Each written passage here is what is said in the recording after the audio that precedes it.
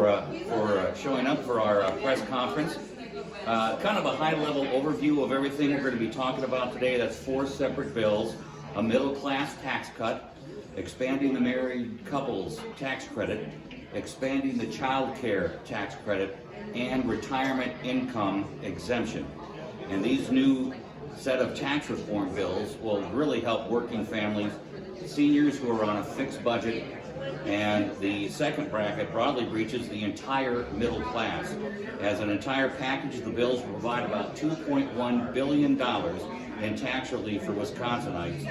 It would also apply to 54% of tax filers and provide an average of a 15% decrease.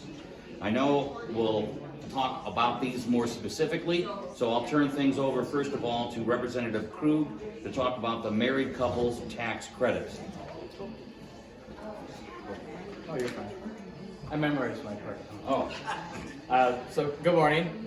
Currently in the state of Wisconsin, a married couple, both in the workforce, filing their tax returns jointly, are penalized for doing so.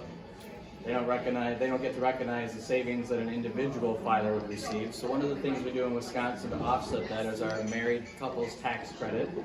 That credit was created in 2001. It's never been adjusted for inflation, and it's currently capped at $480. So this proposal takes that cap adjusted for inflation, goes a little beyond inflation, to about $870. That's the average savings for all those filers in that bracket of about $338 per family in the state of Wisconsin.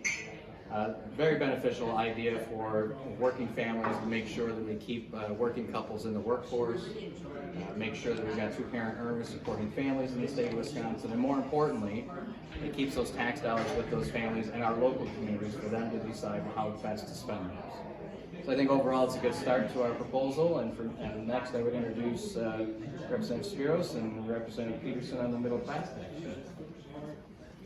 Good morning. I'm State Representative Kevin Peterson, represent the 40th Assembly District. When I visit with constituents in the 40th Assembly District, or I talk to people around the state, the same thing seems to come up in every conversation, and I call it sticker shock. And the sticker shock is how much things are costing because of inflation. If you look at it, the price of food, or if you have to buy a new auto, clothing, or if you have to repair something in your home, there's a sticker shock on how much this is now costing because of inflation.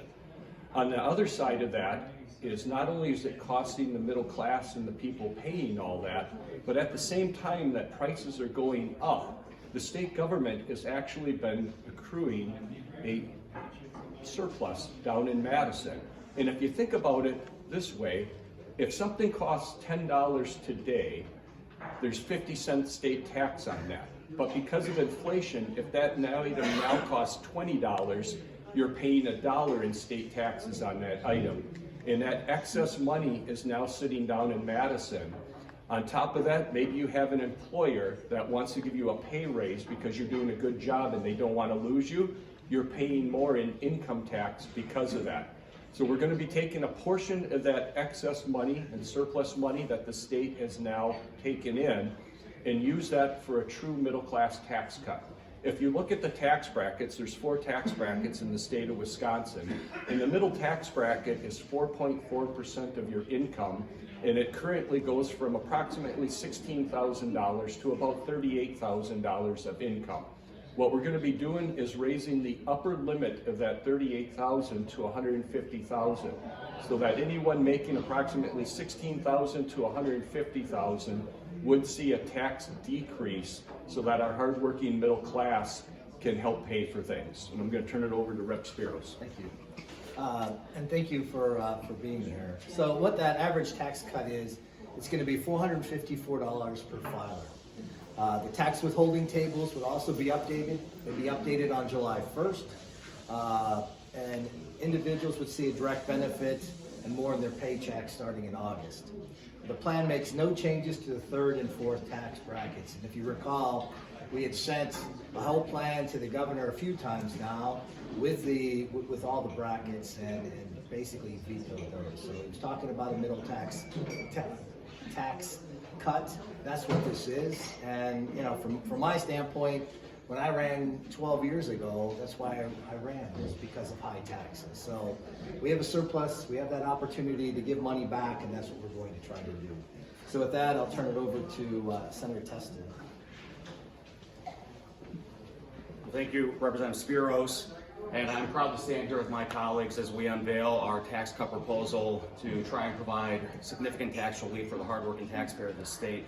And one thing that we have heard over and over again, one of the biggest challenges that families are facing right now is the high cost of childcare. In fact, earlier last year, I had the opportunity to sit down with a couple of restaurateurs here in central Wisconsin who are both in their mid-30s, have 3 children who are spending upwards of $33,000 per year in childcare. And we have heard those calls loud and clear, which is why we have a proposal here that is going to make childcare more affordable. And this proposal will put money back into the pockets of Wisconsin families with children in childcare to address rising costs. The provision expands the child and dependent care tax credit from 50% up to the full 100% of the federal credit. The plan also increases the maximum amount of allowable expenses from $3,000 to $10,000 for one child, and from $6,000 up to $20,000 for 2 children or more.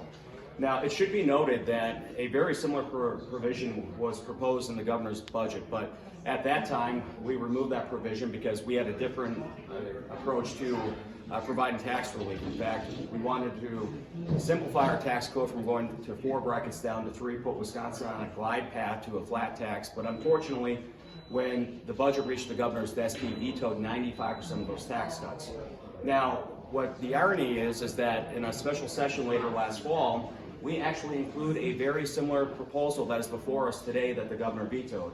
Our hope is that this governor will finally see the light and join legislative Republicans in passing this so we can provide this relief for families all across the state, because we have heard over and over again that childcare remains a major barrier for families trying to enter the workforce. And so this is a very common sense proposal.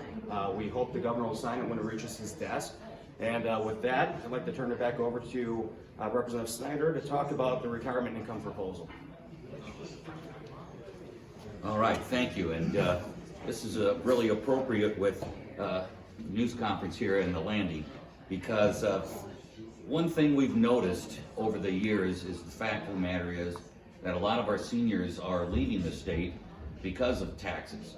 They're moving to Florida or other tax-friendly states for 6 months and a day, and we don't want to lose this valuable population to another state. So we came up with a tax cut for residents of the state who reach the age of 65. This provision would exclude them from taxation up to $75,000 individually of retirement income, or up to $150,000 for married joint filers. Now, when I say retirement income, it's defined as any distributions an individual has when it receives from a retirement plan, like a 401k, a pension plan from your former employer, as well as an IRA or a 403b, for example. The average tax cut for seniors would be somewhere about $1,582 per filer. So this would be, the one thing is Social Security isn't taxed, but this would mean that the $75,000 of your retirement wouldn't be taxed either here in the state of Wisconsin, and up to $150,000 for married joint filers. And I think by the time that you reach that age, $150,000 not being taxed is very important. So with that, and we put the 4 bills out there individually rather than lump them all together, so the governor can look these over individually, and hopefully he signs all 4, but it gives us more opportunities to be able to work with him if he wants to tweak or if he has questions on some items. So with that, I guess we'll turn it over to questions. Do you have any concerns that the governor might decline or veto any of these bills? Well, gentlemen, I'll just start, and anyone else come on and speak up. But I would say that this is our third time at the plate. And, oh, I'm sorry. Yeah, this is our third attempt to try to get some tax cuts. Before we kind of put them together, and the governor has sent out the message each time. And I think, as what was explained, we tried to reach the goals he had in mind, especially like the middle class tax cut. We just kept it for that second bracket where it's strictly between the 16,000 and 150,000. So when you look at that, that's kind of what his ballpark was. I think he would be okay with the seniors because we don't want to lose that, and our population in the state is getting older. And when it comes to child care tax credit and the married earned income, I think he would be open to that as well. But again, he'll have to take a look at it and see if this fits his agenda. Gentlemen?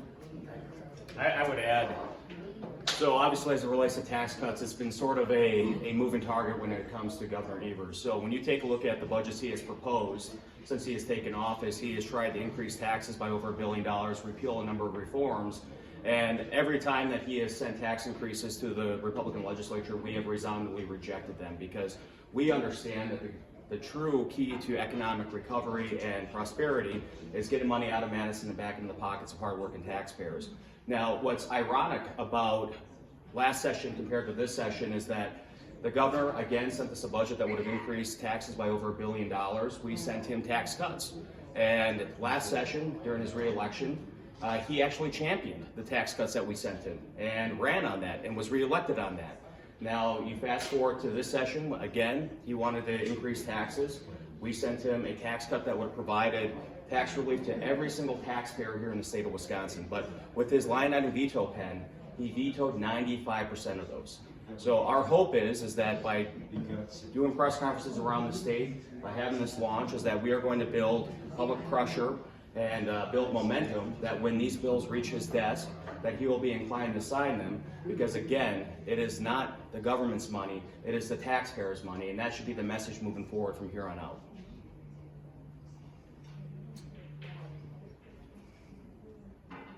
Why was it important for you to do it here at the Landing today? I just think that, this reaches a very special population, our seniors. And, a lot of other places we could have reached, were busy childcare areas, married couples were working and things of that nature. And I just think that one of these bills really helps out a population that loves to get together, loves to socialize, but also loves the fact that they might be able to keep a little bit more of their money for the things they want to do and things they want to do with grandkids and everything else with their neighbors. So we just thought this would be a perfect location.